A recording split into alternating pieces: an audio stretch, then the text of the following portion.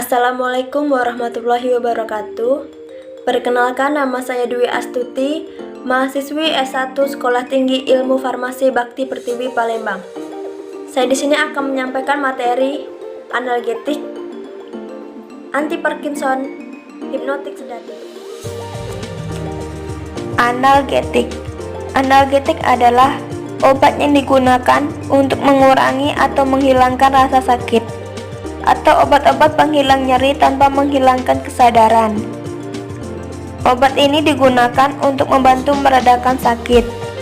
Sadar tidak sadar kita sering menggunakannya.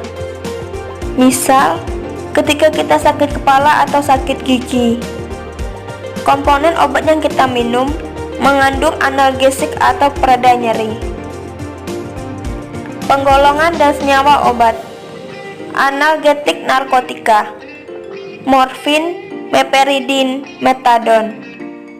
Analgetik non-narkotik: asamefenamat, parasetamol, aspirin. Mekanisme kerja obat golongan analgetik narkotika. Morfin, opioid memperlihatkan efek utamanya dengan berinteraksi dengan reseptor opioid pada SSP dan saluran cerna.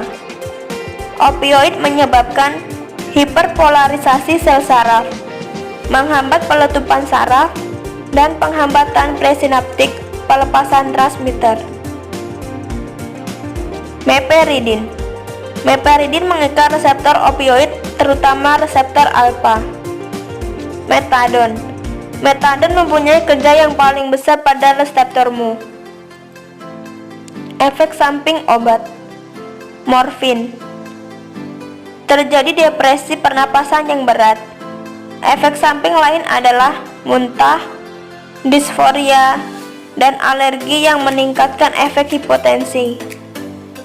Meperidin, dosis besar meperidin menyebabkan tremor, kedutan otot, dan sangat jarang konvulsi. Obat ini berbeda dengan opioid yang pada dosis besar menyebabkan dilatasi pupil dan menyebabkan refleks hiperaktif. Metadon dapat menimbulkan ketergantungan sama seperti morfin. Sindrom putus obat lebih ringan tetapi lebih lama, berhari-hari sampai berminggu-minggu daripada opiat. Interaksi obat. Morfin, metadon dapat menimbulkan ketergantungan sama seperti morfin. Sindrom putus obat lebih ringan tetapi lebih lama, berhari-hari sampai berminggu-minggu daripada opiat. Meperidin memiliki interaksi serius yang dapat berbahaya dengan inhibitor monoamin oksidase. Misalnya, furazolidon, isokarbokasid, muklobemid, penelzin, prokarbazin, selegilin, tranil, sipromin. Metadon meningkatkan kadar dan resiko efek samping metadon jika digunakan dengan simitidin, eritromisin, obat anti jamur, ketokonazol, dan perikonazol atau ritonavir. Contoh sediaan yang beredar di pasaran. Mekanisme golongan analgetik non-narkotik. Asamefenamat dengan cara menghambat kerja enzim siklooksigenasi atau COX. Enzim ini berfungsi untuk membantu pembentukan prostaglandin saat terjadinya luka dan menyebabkan rasa sakit dan peradangan. Parasetamol bekerja mengurangi produksi prostaglandin yang terlibat dalam proses nyeri dan edema dengan menghambat enzim siklooksigenase atau COX. Aspirin, penghambatan sintesis prostaglandin di pusat pengatur panas dalam hipotalamus dan perifer di daerah target. Efek samping obat. Asamefenamat. Efek samping yang paling sering terjadi kira-kira terjadi pada 25% dari seluruh pasien, melibatkan sistem gastrointestinal. Parasetamol. Efek samping yang sering terjadi antara lain hipersensitivitas dan kelainan darah. Aspirin. Reyes syndrome. Iritasi lambung karena bersifat asam. Efek terhadap sistem saraf. Nyeri pada ujung saraf, sakit kepala, epilepsi, agitasi, perubahan mental, koma, paralisis, pusing, depresi, bingung, amnesia, dan sulit tidur. Interaksi obat. Asam mefenamat. Jika dikonsumsi bersamaan dengan obat-obatan lain, asam mefenamat bisa menimbulkan reaksi yang berbahaya atau mengurangi efek obat tersebut. Misal, obat untuk darah tinggi seperti AC inhibitor, obat golongan angiotensi, reseptor blockers atau ARB, diuretik dan penghambat beta. Parasetamol meningkatkan resiko perdarahan jika digunakan bersamaan dengan warfarin. Menurunkan efek parasetamol jika digunakan dengan carbamazepine, phenytoin, phenobarbital, polestiramin, dan imatinib. Aspirin. Aspirin dapat menurunkan efek antihipertensi pada ACE inhibitor seperti captopril, lisinopril, enalapril. Hal ini diduga karena berkurangnya vasodilatasi renal akibat sintesis prostaglandin renal yang dihambat. Contoh sediaan yang beredar di pasar. We're gonna cover the pharmacology of opioids, so let's get right into it. Opioids, sometimes called narcotics, are a group of drugs that act on the central nervous system to produce morphine-like effects such as pain relief and euphoria. Now, in order to gain better understanding of their mechanism of action, first we need to talk about the transmission of pain. So, pain begins at the nociceptors, which are simply the branching ends of sensory neurons found within the peripheral nervous system.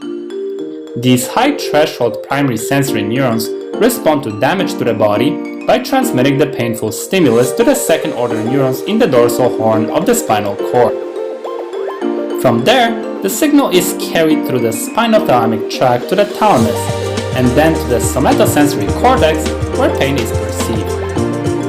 Now, on a microscopic level, the pain signal takes the form of a series of action potentials that fire repeatedly depending on the intensity of pain. To enhance movement across the synaptic cleft, transmitter chemicals are released from the presynaptic neurons, including glutamate, substance P, and calcitonin gene-related peptide, CGRP for short. Glutamate is one of the most important neurotransmitters for pain and can activate both NMDA and AMPA receptors, which permit influx of positively charged calcium and sodium ions respectively. As you may recall, the flow of positively charged ions into the neuron makes the neuron more likely to fire. In this way, glutamate excites the second-order neurons in the dorsal horn, which leads to propagation of a sharp localized pain signal. Substance P, on the other hand, binds to the neurokinin-1 receptor, NK1 for short, which leads to intracellular signaling that involves activation of arachidonic acid pathways, nitric oxide synthesis, and activation of NMDA receptors. NMDA receptors are activated with substance P attaches to NK1 receptors and then gets incorporated into the cell, activating protein kinase C.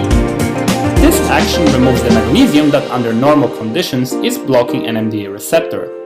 This in turn allows glutamate to attach to the NMDA receptor and thus permit the inflow of calcium ions, ultimately causing the pain signal to increase and fire more frequently.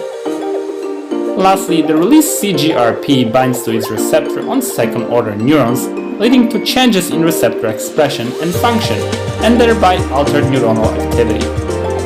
This in turn contributes to the so-called central sensitization that is characterized by a lower threshold for evoking action potentials. Now, fortunately for us, our bodies can cope with certain amount of pain by releasing so-called endogenous opioids. There are three major families of endogenous opioids: the enkephalins, dynorphins, and endorphins. Endogenous opioids exert their effects by binding to opioid receptors, which are abundantly present in the central and peripheral nervous systems. There are three major types of opioid receptors, that is mu, delta, and kappa. In general, all three receptors differ in their cellular distribution, their relative affinity for various opioid ligands, and their contribution to specific opioid effects. All opioid receptors are 7 transmembrane spanning proteins that couple to inhibitory G proteins, and they are all present in high concentrations in the dorsal horn of the spinal cord.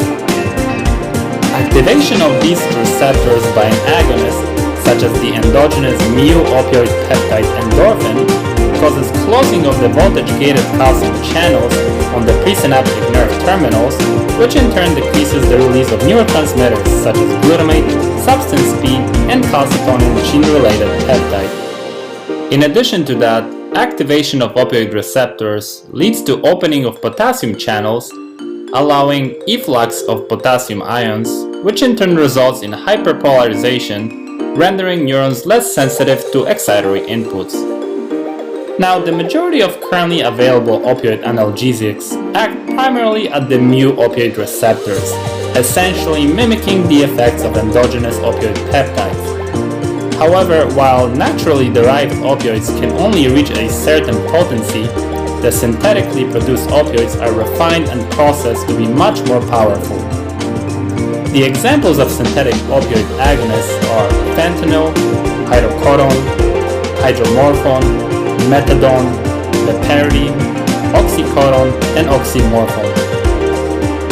As a side note here, it's important to note that methadone is not only a potent mu receptor agonist, but also a potent antagonist of the NMDA receptor, as well as norepinephrine and serotonin reuptake inhibitor. These properties make methadone useful for treatment of both nociceptive and neuropathic pain. Now, in addition to producing analgesia, activation of the opioid receptors in other parts of the body can bring about many side effects. For example, all opioids produce some degree of nausea, which is due to direct stimulation of the chemoreceptor trigger zone in the medulla. All opioid receptor agonists also produce a dose-dependent respiratory depression. Opioids primarily cause respiratory depression by reducing brainstem respiratory center responsiveness to carbon dioxide. They also depress the respiratory centers in the pons and medulla, which are involved in regulating respiratory rhythmicity. In addition to that, opioids produce an antitussive effect by depressing the cough center in the medulla. Opioids are known to be associated with suppression of the immune system, as opioid receptors are involved with regulation of immunity. Morphine as well as meperidine may provoke release of histamine, which plays a major role in producing hypotension. Furthermore, when given by injection, morphine and meperidine can cause dilation of cutaneous blood vessels, which results in the flushing of skin of the face, neck, and upper thorax. Meperidine in particular produces tachycardia due to its structural similarity to atropine. Other opioids generally produce a dose-dependent bradycardia by increasing the centrally mediated vagal stimulation. All opioids can cause itching via central action on parietoceptive neural circuits. Opioids also decrease gastric motility and prolong gastric emptying time, which may cause constipation. Likewise, opioids depress renal function and produce antidiuretic effects. They also increase sphincter tone and thus may cause urinary retention. Now, the biggest problem with opioids is that they have the potential to cause addiction by causing both physical and psychological dependence. The euphoric effect appears to involve GABA inhibitory interneurons of the ventral tegmental area of the brain. Normally, GABA reduces the amount of dopamine released in the nucleus accumbens, which is a brain structure that is part of our pleasure and reward system. However, when opioids attach to and activate the new receptors in that area, the release of GABA becomes suppressed. This in turn increases dopamine activity and thereby increases the amount of pleasure felt. Now, on the other hand, prolonged regular use of opioids leads to desensitization of receptor signaling and downregulation of the receptors, and thus a decrease in sensitivity to the effects of opioids. As a result, when regular opioid use is reduced or suddenly stopped, the lack of receptor activity is manifested as withdrawal symptoms. These symptoms generally are opposite to the pharmacological effects of the opioid drugs. So now, rather than causing constipation and slowing respiration, the brainstem triggers diarrhea and elevates blood pressure. Instead of triggering happiness, the nucleus accumbens and amygdala reinforce feelings of dysphoria and anxiety. All of this negativity feeds into the prefrontal cortex, further pushing a desire for opioids. Now, before we end, I wanted to briefly discuss a couple more agents that interact with opioid receptors, but in a different way than the agents that we discussed so far. The first one is a partial mu receptor agonist called buprenorphine. So while a full opioid agonist binds to the mu receptor, activates it by changing its shape and thus induces a full receptor response, a partial agonist binds to the receptor and activates it with a smaller shape change, which leads to only a partial receptor response. In other words, the effects of partial agonists increase only until they reach a plateau. Like all opioids, buprenorphine can cause respiratory depression and euphoria, but its maximal effects are much smaller than those of full agonists. The benefits of this are lowered risk of abuse, addiction, and side effects. One last thing to keep in mind is that buprenorphine is also an antagonist at the delta and kappa receptors, and because of that, it is referred to as mixed agonist-antagonist.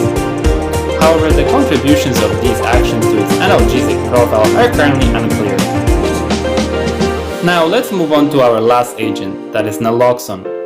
So naloxone is an opioid antagonist that can be used to block or reverse the effects of opioid drugs. Naloxone works by knocking off the opioids attached to the receptors in the brain, thereby temporarily stopping the opioid effect. This is possible because naloxone has a stronger affinity for opioid receptors, and thus is able to kick the opioids out and block them from attaching again. So during an emergency situation, when a person's breathing has slowed down or stopped due to an opioid overdose, naloxone can quickly restore normal breathing and save the life. And with that, I wanted to thank you for watching. I hope you found this video. Antiparkinson. Parkinson atau paralysis agitans adalah suatu sindrom yang gejala utamanya adalah tremor pada waktu istirahat, rigidity atau kekakuan, bradykinesia atau akinesia, dan instabilitas postural. Penyakit Parkinson merupakan penyakit neurodegeneratif kronik progresif yang ditandai dengan hilangnya sel saraf neuron dopaminergic pada bagian substantia nigra. Penggolongan dan senyawa obat antiparkinson: levodopa, bromokriptin, trihexyphenidyl, difenhidramin, amantadin, penghambat MAOB. Mekanisme kerja obat: levodopa. Levodopa merupakan prekursor dopamin. Penggunaan obat levodopa akan meningkatkan kontrol otot dengan mengembalikan kadar dopamin dalam tubuh. Saat kadar dopamin mencukupi, pergerakan otot akan kembali normal. Bromokriptin merangsang reseptor dopaminergic, menyebabkan kadar HVA atau asam homovalinat dalam CSS menurun. Trihexyphenidyl. Trihexyphenidyl merupakan antagonis reseptor muskarinik kompetitif dengan mekanisme aksi memblok reseptor muskarinik M1. Reseptor muskarinik M1 merupakan reseptor asetilkolin pada sistem saraf parasimpatis. Difenhidramin. Difenhidramin berperan sebagai antagonis reseptor histamin H1. Difenhidramin bersaing dengan histamin bebas untuk menempati reseptor histamin H1, terutama di saluran pencernaan, uterus, pembuluh darah besar, dan otot bronkus. Amantadin meningkatkan aktivitas dopaminergik serta menghambat aktivitas kolinergik di korpus striatum. Penghambat MAOB menghambat deaminasi dopamin sehingga kadar dopamin di ujung saraf dopaminergik meningkat. Efek samping obat. Levodopa di saluran cerna akan merasakan mual, muntah, nafsu makan menurun, diskinesia, dan gerakan spontan abnormal. Bromokriptin, mual, muntah, halusinasi, kemerahan, nyeri, panas, udem tungkai bawah. Trihexyphenidyl, efek samping ringan seperti mulut kering, sembelit, pandangan kabur, pusing, mual ringan, atau gugup akan dialami oleh 30-50 pada semua pasien. Difenhidramin, konstipasi, hilang nafsu makan, rasa mengantuk, mulut dan mukosa kering, hipotensi, gelisah, jantung berdebar. Amantadin, gelisah, insomnia, pusing, gangguan saluran cerna, mulut kering, dermatitis, halusinasi, dan anksiety. Penghambat MAOB, gangguan tidur, pusing, mual, nyeri kepala, gelisah, agitasi, bingung, kenaikan enzim hati, atau jarang biasanya, kemungkinan hiponatremia, ruam, pruritus, urtikaria. Interaksi obat. Levodopa, penghambat dekarboksilase, menjadi menghambat biotransformasi levodopa menjadi DA. Bromokriptin, peningkatan kadar plasma jika mengonsumsinya bersamaan dengan eritromisin dan antibiotik makrolid. Trihexyphenidyl, meningkatkan resiko terjadinya efek samping jika dikonsumsi bersama dengan clozapine dan antihistamin. Trihexyphenidyl dapat mengurangi efek domperidon dan metoclopramid di saluran pencernaan. Difenhidramin, meningkatkan efek mengantuk bila diberikan dengan obat penenang dan antidepresan. Meningkatkan efek obat antikolinergik seperti atropin. Amantadin, obat ini akan berinteraksi dengan sejumlah jenis obat-obatan. Contoh, obat-obatan yang dimaksud adalah seperti aspirin, benztropin, duloxetin, ibuprofen, levodopa, pregabalin, acetaminophen, alprazolam. Penghambat MAOB. Penghambat MAOB menghambat monoamin oksidase yang akan menyebabkan akumulasi dari neurotransmitter amin. The pharmacology of drugs for Parkinson's disease. So let's get right into it. Parkinson's disease is a neurological disorder that results in a progressive loss of coordination and movement. Now, the neurons responsible for coordinating movement are located in a part of the brain called striatum, which receives information from two major sources, the neocortex and a region known as the substantia nigra. The cortex relays sensory information as well as plans for future action, while the substantia nigra sends dopamine that helps to coordinate all of the inputs. Now, Parkinson's disease develops when the neurons connecting the substantia nigra to the striatum progressively degenerate. Since dopaminergic neurons that originate in the substantia nigra normally exert inhibitory effects on GABA neurons located in the striatum, too little dopamine results in more GABA, causing increased inhibition of the thalamus, as well as reduced excitatory input to the motor cortex. In addition to that, these same dopaminergic neurons also exert inhibitory effects on the excitatory cholinergic neurons in the striatum. And again, without sufficient levels of dopamine, the production of acetylcholine is increased, which triggers a chain of abnormal signaling, leading to impaired mobility. Ultimately, the imbalance between inhibitory and excitatory activities leads to the manifestation of typical clinical symptoms that include resting tremor, rigidity, postural instability, and slowed movement. The pharmacological therapy for Parkinson's disease is aimed at replenishing dopamine levels, mimicking dopamine's action, or antagonizing the excitatory effects of cholinergic neurons. Now, in order to get a better understanding of the pharmacology of anti-Parkinson agents, first we need to take a closer look at the dopamine-producing neuron.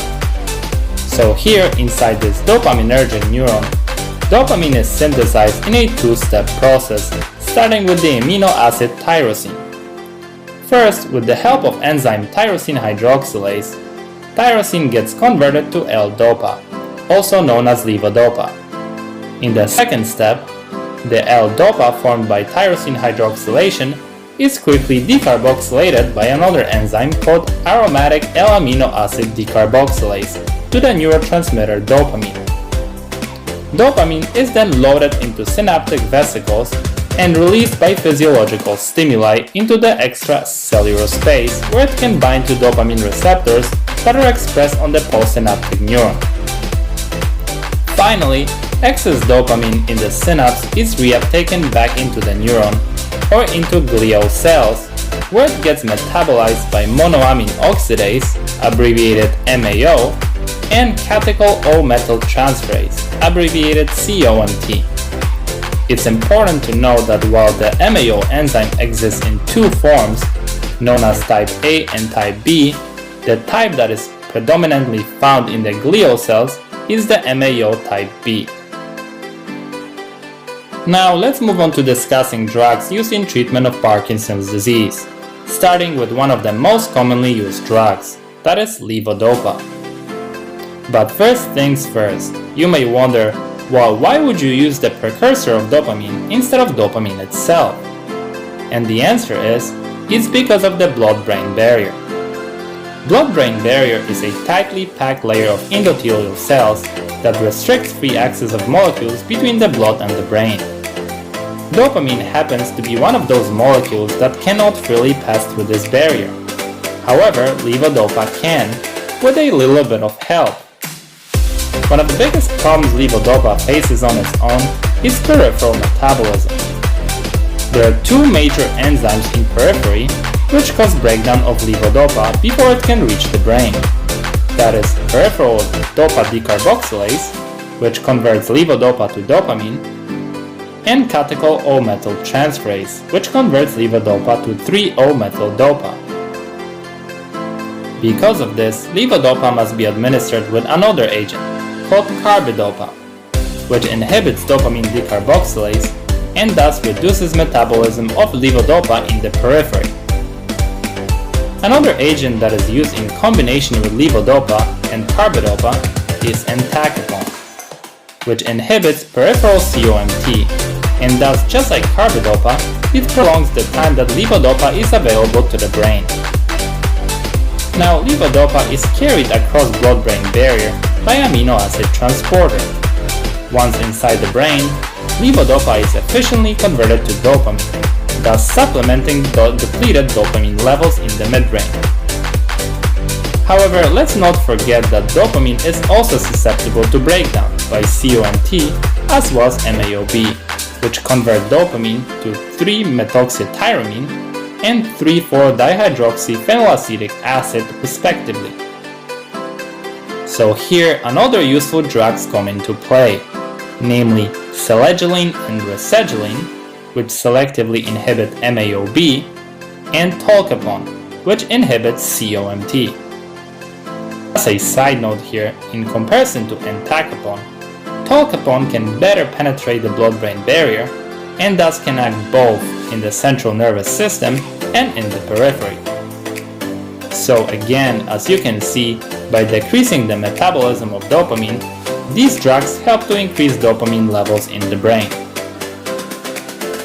Unfortunately, because Parkinson's is a progressive disease, with time the number of dopamine-producing neurons decreases, and fewer cells are capable of making dopamine. Taking that into consideration, some drugs have been developed to mimic dopamine and directly stimulate dopamine receptors in the brain. Drugs that belong to this class include bromocriptine, ropinirole, pramipexole, rotigotine, and apomorphine. Now, as I mentioned at the beginning of this lecture, in Parkinson's disease, dopamine depletion leads to increased acetylcholine release, which then activates muscarinic receptors located on the neurons responsible for smooth motor control.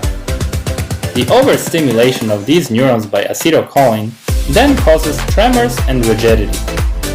This is where anti-muscarinic agents come into play by blocking the muscarinic acetylcholine receptors and cholinergic nerve activity. As a result, these anticholinergic agents restore the balance between acetylcholine and dopamine, which may improve the symptoms of Parkinson's disease. Drugs that belong to this class include benztropine, bipyridine, procyclidine, and trihexyphenidyl. Now, before we move on, I wanted to briefly mention here one more drug used in the treatment of Parkinson's disease, that is amantadine. Amantadine doesn't exactly fit into any of the classes that we discussed so far. Its mechanism of action is poorly understood. However, some of the speculated ones are that it prevents dopamine reuptake, facilitates presynaptic dopamine release, and blocks glutamate and NMDA receptors. Now, when it comes to side effects, levodopa in combination with carbidopa may cause nausea, loss of appetite, hypotension, mental disturbances, and discoloration of urine, sweat, or saliva. Selegiline and racegiline may cause nausea, insomnia, dyskinesia, and visual hallucinations.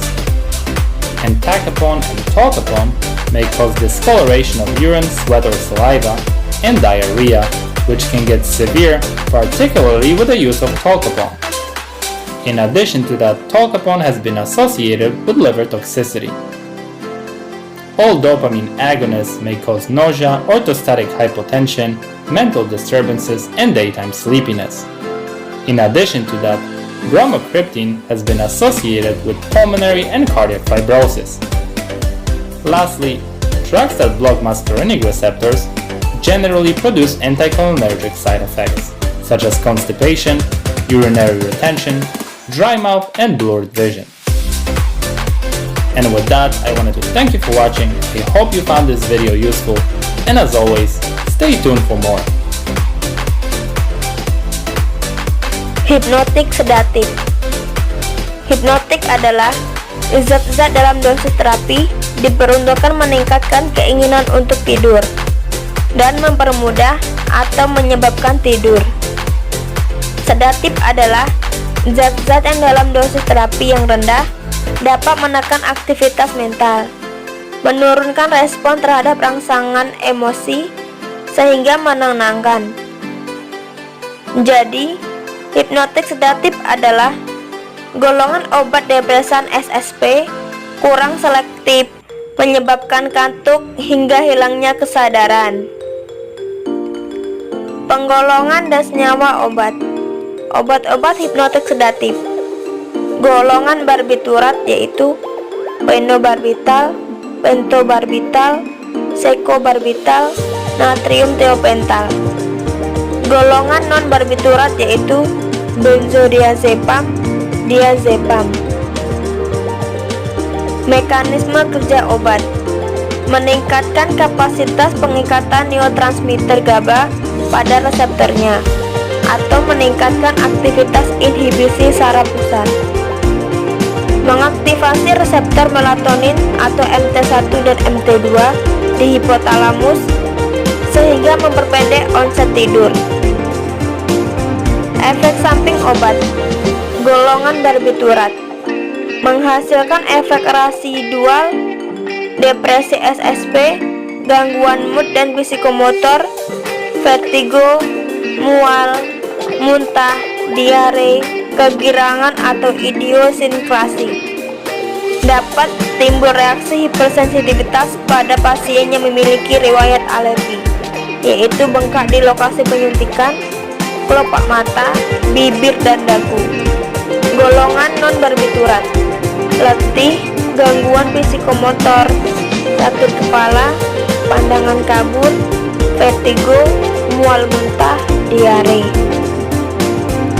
Interaksi obat, golongan barbiturat, kombinasi dengan senyawa depresan SSP, terutama alkohol, dapat menimbulkan depresi SSP berat. Kombinasi dengan isoniazid, metilfenidat, inhibitor MAO, dapat menimbulkan depresi SSP berat.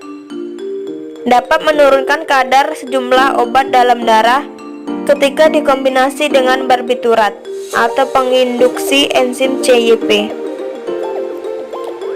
Contoh sediaan yang beredar di pasaran. You have anxiolytic and hypnotic drugs, so let's get right into it. The primary use of anxiolytic and hypnotic drugs is to treat anxiety and insomnia. Anxiety is generally defined as an emotional state characterized by excessive feelings of worry, fear, and nervousness, while insomnia is generally defined as the inability to initiate, maintain, or achieve restful sleep. Now, in order to gain better understanding of how anxiolytic and hypnotic drugs work, first we need to discuss the role of GABA in the central nervous system. So, gamma-aminobutyric acid, or GABA for short, is a major inhibitory neurotransmitter. What that means is that when GABA reaches and binds to a specific receptor located on a neuron, it reduces the activity level of that neuron and makes it less likely to fire its action potential. Now, GABA is recognized by both ligand-gated and G-protein-linked GABA receptors. In this lecture, we are going to focus on the ligand-gated GABA receptor called GABA-A, as this is the main target of many anxiolytic and hypnotic agents. Now, the GABA-A receptor is made up of 5 subunit proteins arranged to form a central core. These subunits have been labeled with Greek letters such as alpha, beta, gamma, and delta. The subunit composition of GABA-A receptors in the brain most frequently consists of 2 alpha subunits, 2 beta subunits, and 1 gamma or delta subunit. Furthermore, for each subunit, many other subtypes exist. The function of each GABA-A receptor depends on which subunit it contains. For example, GABA-A receptors containing alpha-1 subunit appear to be involved in sleep, while those that contain alpha-2 or alpha-3 appear to be involved in anxiety.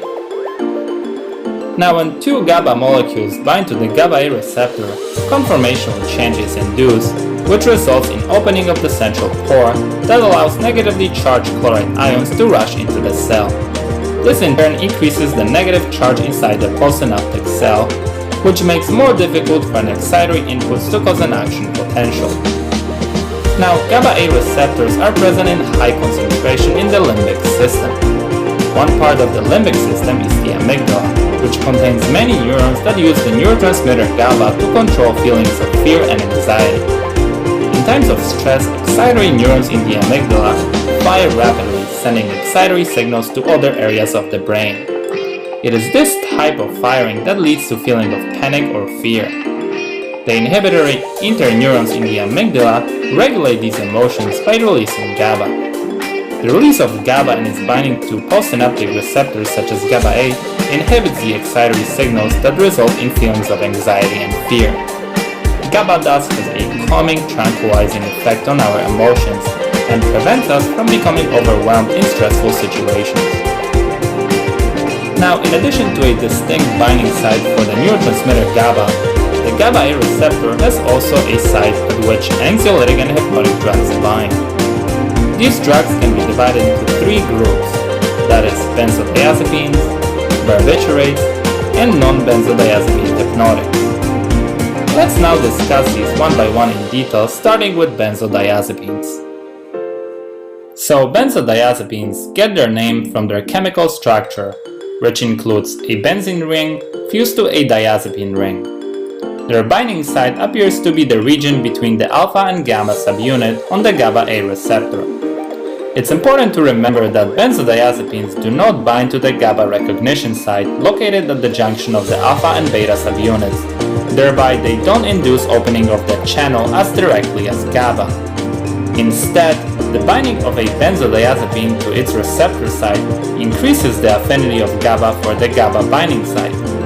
This leads to increased frequency of the channel opening and in turn increased influx of chloride ions at the postsynaptic cell, which ultimately makes it difficult for any excitatory inputs to cause an action potential.